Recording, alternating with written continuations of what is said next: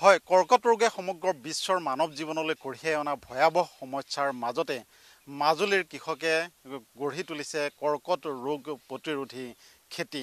এই খেতি কৰি আচলতে সমগ্ৰ বিশ্বলৈ এক সুন্দৰ বাৰ্তা প্ৰেৰণ কৰিবলৈ সক্ষম হৈছে। মাজুলীৰ আদৰ্শ কৃষক সুমন্ত বৰুৱাৰ পথাৰত মই আছোঁ, ভালুকমৰাৰ এই পথাৰ। যেনিয়ে চোৱা যায় সেইফালে আচলতে বিস্তীৰ্ণ পথাৰ এনেদৰে শুৱনি হৈ পৰিছে।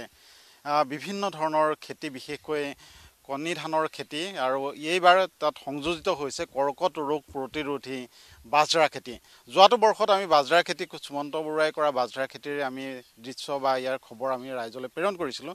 এইবাৰ এই খেতি বৃহৎ পৰিমাণে তেওঁ বহু বিঘা মাটি সামৰি পেলাই গঢ়ি তুলিছে, আৰু এই বাজৰাই আচলতে ৰোগ প্ৰতিৰোধৰ যথেষ্ট ক্ষমতা আছে, আৰু বিশেষকৈ কেঞ্চাৰ ৰোগ প্ৰতিৰোধৰ ক্ষেত্ৰত বাজৰাই এক গুৰুত্বপূৰ্ণ ভূমিকা আছে বুলি ইতিমধ্যে কৃষি বিজ্ঞানীসকলে জানিবলৈ দিছে। এনেবোৰ পৰীক্ষা নিৰীক্ষা কৰি উদ্যমী কৃষক সুমন্ত বৰুৱাই নিজৰ খেতি পথাৰত গঢ়ি তোলা এই বিশাল শস্যৰ পথাৰে সমগ্ৰ অসম, ভাৰত তথা বিশ্বৰ বজাৰলৈ এক আশাৰ বতৰা কঢ়িয়াই আনিবলৈ সক্ষম হৈছে।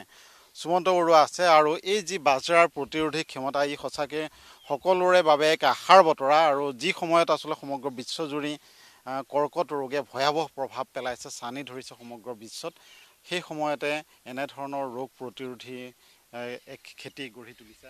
হয়, আচলতে আমাৰ যিখিনি মিলেট আছে, এই মিলেটখিনি সম্পূৰ্ণ কৰ্কট ৰোগ প্ৰতিৰোধ ক্ষমতা আছে, আৰু ইয়াতে কৰ্কট ৰোগৰ লগতে আপোনাৰ চুগাৰ, প্ৰেছাৰ এইখিনিও মানে ৰোগ প্ৰতিৰোধ ক্ষমতা আছে এইখিনি।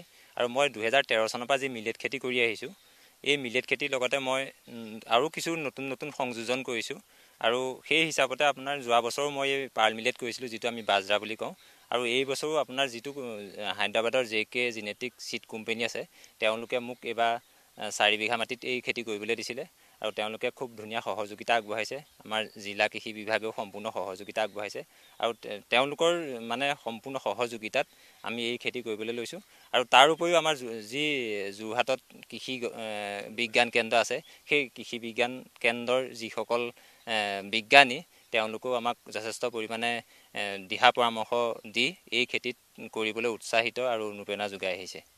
খুব সুন্দৰ কথা মই কেমেৰাত দিবই দেখুৱাইছে। মুকুতা সদৃশ সেই মিলেট আচলতে ধান, কণী ধান এইবাৰ বজাৰত যথেষ্ট পৰিমাণে যোৱাটো বৰ্ষতে দখল কৰিবলৈ সক্ষম হৈছিলে। ভাৰতবৰ্ষৰ বিভিন্ন বজাৰলৈ ৰপ্তানি কৰিছে। আৰু এটা কথা, এনেদৰে আচলতে তেওঁ বিভিন্ন প্ৰজাতিৰ কণী ধানৰ খেতি, এয়া হৈছে ক'লা কণী ধান, দুঠুক কণী ধান সংগ্ৰহ কৰি তাৰ পৰা এতিয়া চকুৰে মনালৈকে বিশাল এলেকা জুৰি এতিয়া এনেধৰণৰ কণী ধানৰ খেতি কৰিছে। ঠিক একেদৰে আচলতে বিভিন্ন প্ৰজাতিৰ কণী ধান, শিয়াল নেজীয়া কণী ধান, বাজৰা, ক'লা কণী ধান, আৰু লগতে আচলতে বিভিন্ন প্ৰজাতিৰ ধানৰ খেতি কৰি আচলতে এক আদৰ্শ দাঙি ধৰিবলৈ সক্ষম হৈছে। আৰু এই ভালুকমৰা পথাৰ এতিয়া এনেধৰণৰ শুৱনি হৈ পৰিছে। কিছুদিনৰ পিছতে ধান চপাবৰ হ'ব, আৰু এইসমূহ আচলতে যিসমূহ কোম্পানীয়ে তেওঁক সহযোগিতা আগবঢ়াইছে, তাৰ ভিতৰত আচলতে JK কোম্পানী অন্যতম। তেওঁলোকে বীজ আৰু এই খেতিসমূহ চোৱা চিতা কৰিবৰ বাবে কেনেধৰণৰ সহযোগিতা আগবঢ়াইছে? হয়, আপোনাৰ JK যিটো কোম্পানী আছে, মোক বাজৰা খেতি কৰিবৰ কাৰণে দিছে হায়দৰাবাদৰ, তেওঁলোকে মোক সম্পূৰ্ণ সহযোগিতা আগবঢ়াইছে। আৰু এই খেতিখিনি মোক সম্পূৰ্ণ এই ফক্সটেল মিলেটে হওক, পাৰ্ল মিলেটে হওক, আৰু আপোনাৰ যিমানখিনি এইখিনি খেতি কৰিছোঁ, এইখিনি সম্পূৰ্ণ জৈৱিক পদ্ধতিৰে কৰিছোঁ। আৰু তাৰ লগতে আমাৰ যিটো এইটো থলুৱা ক'লা কণী ধান, এইটো খুব মানে সকলো কণী ধানতকৈ এইটো খাবলৈ খুব সুন্দৰ হয়। আৰু যিহেতু আমাৰ থলুৱা যিখিনি আমাৰ খাদ্য শস্য আছে, এইখিনি খুব ধুনীয়া হয়। আৰু আমি এইবাৰ এই ক'লা কণী ধানটোত এই 2 বিঘা কৰিবলৈ সক্ষম হৈছোঁ। লগতে আমাৰ নিজৰ যিটো থলুৱা পৰম্পৰাগতভাৱে মাজুলীত চলি আহিছে, সেইটো 20 বিঘা কৰিছোঁ। আৰু আমাৰ আছাম মিলেট মিছন মাজুলী কৃষি বিভাগৰ সৌজন্যটো আমি চিয়া 3156 নামৰ এটা চিড প্ৰডাকশ্যনৰ কাৰণে এইবাৰ পোনপ্ৰথমভাৱে কৰিবলৈ সক্ষম হৈছোঁ। খুব সুন্দৰ। মুঠ 55 বিঘা মাটিত তেওঁলোকে মিলেট কৰিছে। 4 ককাই ভাই একেলগ হৈ তেওঁলোকে কৃষি কৰ্মৰ যোগেদি স্বাৱলম্বনৰ এক সুন্দৰ নিদৰ্শন দাঙি ধৰাৰ লগতে মানৱ সমাজলৈও এক সুন্দৰ বাৰ্তা তেওঁলোকে কঢ়িয়াই আনিবলৈ সক্ষম হৈছে। কাৰণ এই মিলেটে, এই কণী ধানে আচলতে সকলো ধৰণৰ ৰোগ প্ৰতিৰোধৰ ক্ষেত্ৰত যথেষ্ট গুৰুত্বপূৰ্ণ ভূমিকা পালন কৰে, আৰু বিশেষকৈ কৰ্কট ৰোগ প্ৰতিৰোধৰ ক্ষেত্ৰত কণী ধানৰ ভূমিকা যিটো বাজৰা বুলি কয়, যিটো পাৰ্ল মিলেট বুলি কয়, সেয়া বহুত পৰিমাণে তেওঁলোকে এইবাৰ কৰিবলৈ সক্ষম হৈছে আৰু বিশাল এলেকাজুৰি কৰি তোলা এই পাৰ্ল মিলেটে এতিয়া মানৱ জাতিৰ ভয়াৱহ সংকটলৈ ঠেলি দিয়া যি আচলতে কৰ্কট ৰোগ প্ৰতিৰোধৰ ক্ষেত্ৰত এক গুৰু ভূমিকা পালন কৰিব। কৃষি বিজ্ঞানীসকলে এই কথা ইতিমধ্যে জানিবলৈ দিছে। চাৰি ককাই ভাই পথাৰখনেই তেওঁলোকৰ সাহ, পথাৰখনেই তেওঁলোকৰ মান আৰু ইয়াতে দেখিবলৈ পোৱা গৈছে সুন্দৰ এক বাতাবৰণ, সুন্দৰ পৰিৱেশ। কিছুদিনৰ পিছতে ধান চপাব পৰা হ'ব। দুটা ক'লা কণী ধানৰ থোকৰ পৰা এতিয়া চকুৰে মনিব নোৱাৰা এক বিশাল অঞ্চল ধৰি এইবাৰ ক'লা কণী ধানৰ খেতি সংযোজিত হৈছে। হয়, এই ক'লা ধানটো আপোনাৰ এইটো মানে বহুত ধুনীয়া খাবলৈ, মানে এইবিলাক জহা একদম চেণ্টা আছে, জহা আৰু এই দুথোকৰ পৰা গৈ এতিয়া 2 বিঘা কৰিবলৈ সক্ষম হৈছোঁ।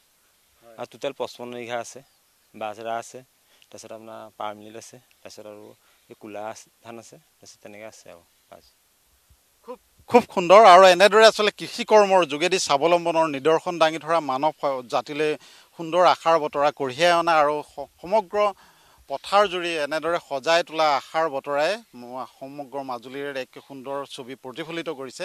যোৱাটো বৰ্ষতকৈ বহুগুণে তেওঁলোকে বৃদ্ধি কৰাইছে, কৃষি কৰ্মৰ কৃষি পথাৰ ক্ষেত্ৰত তেওঁলোকে বৃদ্ধি কৰাইছে। আৰু ইয়াৰ পৰা উৎপাদিত যিসমূহ, আৰু এটা কথা এইকণতে উল্লেখ কৰিব লাগিব, এই কণী ধান যিহেতু পূৰ্বৰ সময়ছোৱাত ঢেঁকীত খুন্দি ইয়াৰ পৰা চাউলটো উলিয়াব লগা অৱস্থা আছিলে ব্যৱস্থা, সেইসমূহৰ পৰিৱৰ্তন হৈছে। আধুনিকতাৰ প্ৰভাৱ আৰু উন্নত কাৰিকৰী কৌশল সংযোজিত হৈছে। কণী ধান বহু লোকেই এই কণী ধান এৰি দিছিলে, একমাত্ৰ এই কণী ধানৰ বাকলি গুচোৱাটো খুব জটিল, 7টা তৰপ থাকে বুলি কোৱা হয়। হয় হয় হয়, আচলতে এই খেতিটো আমাৰ মাজুলীত মানে আগতে সকলোৰে ঘৰে ঘৰে আছিলে, কিন্তু ইয়াৰ যিহেতু বাকলি 7টা আছিলে আৰু এই বাকলি গুচাবলৈ যিহেতু আজিকালি ঢেঁকী নাই মানুহৰ ঘৰত, সেইকাৰণে এই খেতিটো লাহে লাহে মানুহে এৰি দিছিলে। আৰু এতিয়া দেখা গৈছে যে বিজ্ঞান প্ৰযুক্তিৰ উন্নতিৰ লগে লগে মানে বিভিন্ন ধৰণৰ কৃষি যান্ত্ৰিকীকৰণ হৈছে। আৰু সেই হিচাপত মই যোৱাটো বৰ্ষত এটা এই কণী ধানৰ বাকলি গুচোৱা যন্ত্ৰ কিনি আনিলোঁ, আৰু সেই যন্ত্ৰৰ দ্বাৰা মই বৰ্তমানলৈকে চাউল উলিয়াই মানে অসমৰ বিভিন্ন জিলালৈ ইয়াৰ মানে যোগান ধৰি আহিছোঁ। আৰু এটা কথা, ইয়াৰ যিসমূহ বাকলি আচলতে বাকলিসমূহো পেলনি নাযায়, এই বাকলিসমূহ বিভিন্ন কামত হয়। আমাৰ ইয়াৰ মানে মিলেটৰ যিখিনি, আচলতে মিলেটো যেনেকৈ উপকাৰী, ইয়াৰ ধৰি লওক বাকলিখিনি হওক বা ইয়াৰ যিখিনি গছ খেৰ ওলায়, সেইখিনি মানে পশু খাদ্য হিচাপে ব্যৱহাৰ কৰিব পাৰি। আৰু আমাৰ এই কণী ধানৰ যিখিনি পলিচ ওলায় বা আপোনাৰ যিখিনি তুঁহ ওলায়, সেই তুঁহখিনি গাহৰি কুকুৰাৰ পৰা ধৰি আপোনাৰ ফিচাৰীত মাছৰ দানালৈকে মানে জীৱ জন্তুৰ পৰা ধৰি মাছলৈকে সকলোৰে উপকাৰ হয়। আৰু এটা কথা, আচলতে জৈৱিকভাৱে প্ৰস্তুত কৰা গাৰু বনাবলৈও আচলতে এই কণী ধানৰ বাকলি ব্যৱহাৰ কৰা হয়।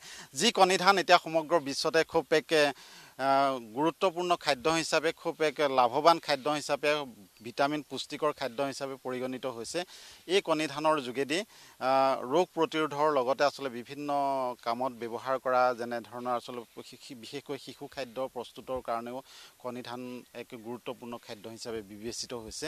আৰু এনেসমূহ দিশ সামৰি মাজুলীৰ সুমন্ত বৰুৱা আৰু তেওঁৰ 4 ককাই ভাই গঢ়ি তোলা এই কৃষি বিপ্লৱে সমগ্ৰ অসমলৈকে আশাৰ বতৰা কঢ়িয়াই আনিছে।